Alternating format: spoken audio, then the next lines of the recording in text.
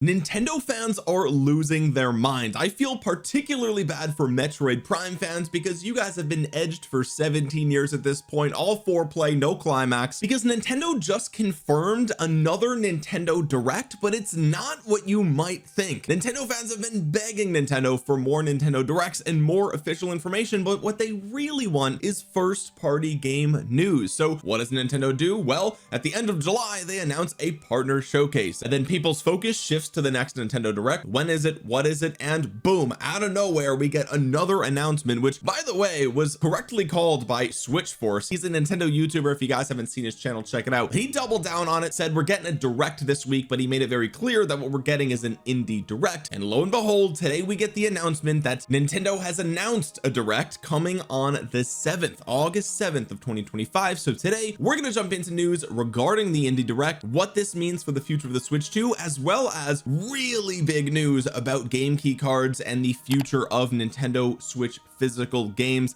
that just broke less than 24 hours ago. So stay tuned for that. But first, what's going on, guys? Cheers. So this was announced on Nintendo's official website and also over on their social media channels. Nintendo said join us this Thursday, August 7th at 6 a.m. Pacific time for a new #Indie World showcase. Tune in for roughly 15 minutes of new announcements and updates on indie games coming to Nintendo Switch 2 and Nintendo Switch. So for those of us on the East Coast, shout out to my New York viewers, this is 9 a.m. okay, so 9 a.m. on Thursday we're getting more news about indie games coming to the Switch 2. And this is what I was saying before, boys, like people are just, we are yo bro, when is Metroid Prime 4 coming out, bro? Oh my god, what is the release date for Hyrule Warriors? Like, what do we do, bro? Kirby Air Riders, we need a release date. Nintendo, what are you doing? We keep begging you for this information and you're giving us random stuff like an indie world. Okay, so what is an indie world? Well, it's pretty self-explanatory. As they go on to say, they'll probably reveal, I don't know, anywhere from like 8 to 12 games during this 15-minute showcase, right? And these are like super tiny games, right? We have Monument Valley. These are, I mean, this is stuff that was previously announced. Okay, so this isn't any breaking information. We have Delta Rune, Thronefall. I've never even heard of most of these games. The Bunny Graveyard, boys, if you play that game, you need to be investigated. They need to seize your hard drives. We got Power Wash Simulator has a free demo, Balatro, right? So I think, I mean, this is,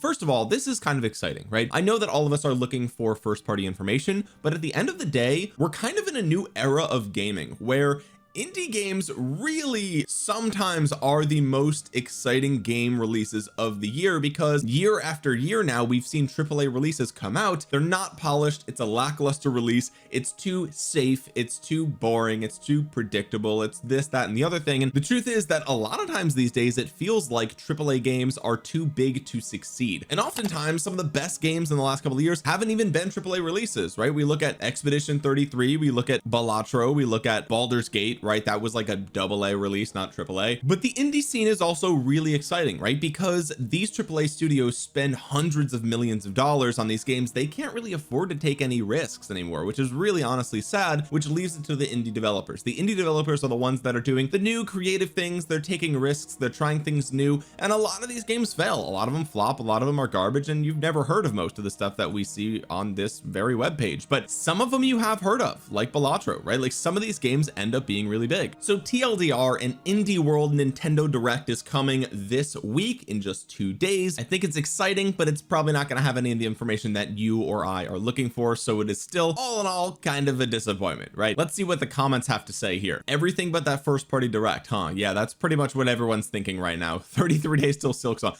I think Silksong is definitely the most requested and anticipated game that is not a first party Nintendo game. And it makes sense, right? I mean, Hollow Knight is super popular. It is technically an indie game, and we just had that partner showcase where it was just weirdly missing, like just people expected it to be there and it just wasn't there, which was very bizarre. And so this would explain why it might not be there, because I mean, it's an indie game. What would be a better game to show off during the indie world than the new Hollow Knight, right? So Silksong, I think Silksong could be shown here. I don't know, I have no insider information. Obviously this is a tiny YouTube channel, which by the way, drop a thumbs up and sub if you're new here, but I love this. I love the dead console. Like, this is so funny, right? I mean, the irony of him having a clown as his, like, he knows he's just rage baiting, right? Base tweets only. Yeah, I got it. Fastest selling console in history is a dead console, Lamau. Okay, anyway, yeah, I know dude, this is probably half of you that clicked on this video. If I have some really good clickbait for this video. I'm sure this is going to be a lot of you guys, and honestly you probably already clicked away when you found out that it was an indie world. But anyway, Nintendo's gearing up for something special. Week 1, third-party partners. Week 2, indies. I wonder what's next. Only digital and game key cards, guys. Yeah, honestly, I'm gonna be real with you. I'm gonna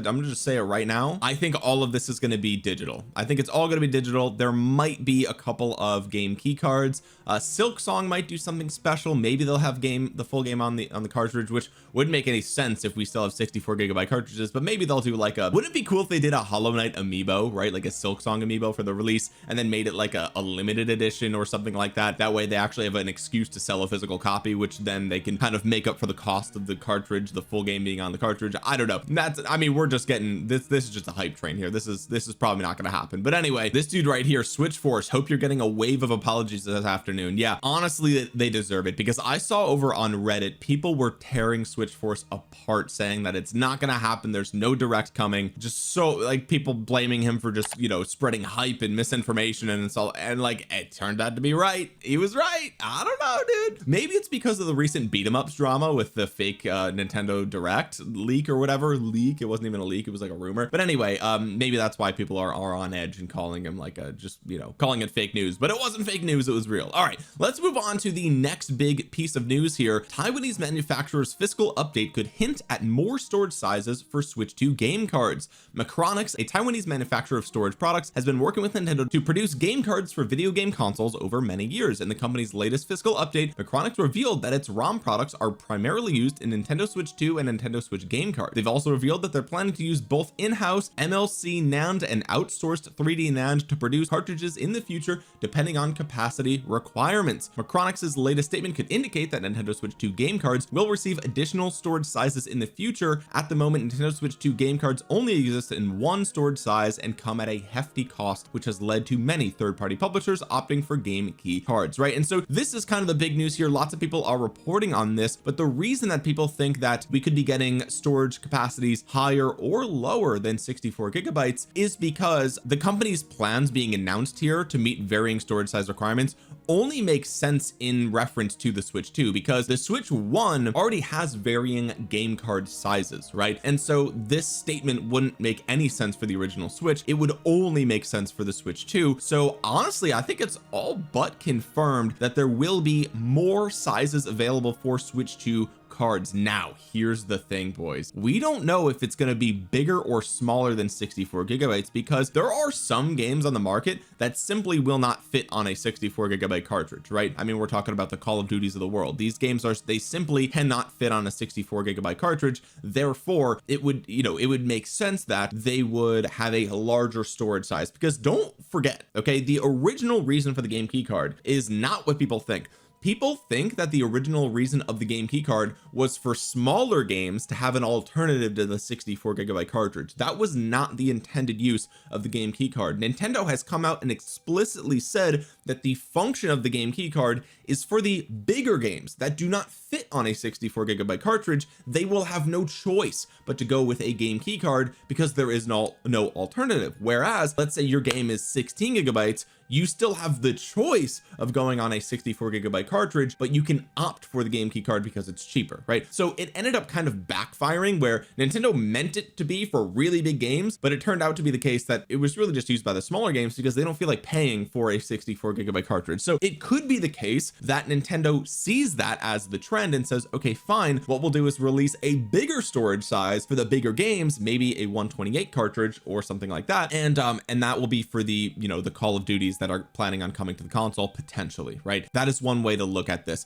The other way to look at this is that they could easily release a 16 GB cartridge, a 32 GB cartridge, right? Like, I just don't see why not. It doesn't make sense to not have these available to third-party companies. If they're willing to pay for an 8 GB cartridge, let them pay for an 8 GB cartridge. It doesn't make, like, why would you kind of only give them one option? And there's probably a reason for it. It probably has to do with manufacturing, supply chain, the cost for Nintendo, the cost for Macronix, the cost for whoever. Everyone's got their hands in your pocket, you know. This is business as usual. So I'm sure that there is a logistical reason for this, and also they just kind of are waiting to see what the demand is for the game key cards. If they can just get get away with game key cards, they just will. And honestly, we have yet to see if it will work. I know the initial wave of game key cards was a failure, and I think that there's like 15 other reasons why those games failed, mainly because all of them are like 3+ years old and everyone's already played them already. And so, you know, I don't think that game key cards are the sole reason why the initial wave of third-party games failed. I think there was a lot of reasons for it. Also, the console is, you know, expensive for consumers. 450 or 500 kind of prices people out of the console right out of the gate. So when you're looking at, okay, if I'm going to buy more games for it, do I want to get these other games that came out on launch? Well, I already played most of them, so okay, I guess I'll just get the Switch. You know, like there's plenty of reasons why those initial wave of game key cards failed, but we'll have to wait and see. The recent partner showcase did show off about 24 games, and only about one of them was actually on the cartridge, which is Hyrule Warriors. I just made a video covering this. If you missed it, check that out.